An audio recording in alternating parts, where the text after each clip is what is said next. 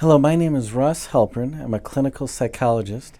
And last time I was mentioning my point of doing this YouTube channel is to educate patients about the mind-body connection. Because I speak in front of physicians about the mind-body connection. When they hear a psychologist is going to come up and speak, they say, this is not a real science.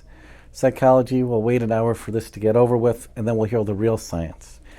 So to open physicians' eyes about the mind-body connection, I talk about two interesting phenomena. The first thing I say when I'm speaking to an audience, I say, does anybody here know a couple that has been married 40 to 50 years, and when the husband or wife passes, within a year, the other spouse passes?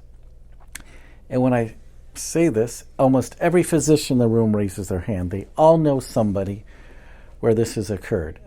So why did the second spouse die? There's no genetic connection. What happened? And physicians in the audience will say, a broken heart, grief, gave up the will to live. An example of this was Doug Flutie. He's a famous quarterback. And he was on the Dancing of the Stars recently, and he reported that his father died, and his father was in the hospital, and his mother was so devastated with the loss, she died within the hour in the same hospital.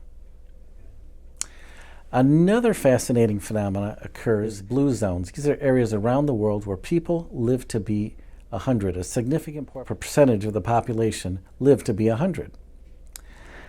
And scientists and researchers look at what are some qualities of these blue zones. Why do people live to be 100? Well, in general, people do not smoke. They're not alcoholics. They tend to buy local and eat local. They tend to walk a lot. But the overriding principle of why people live to be 100 is they're happy.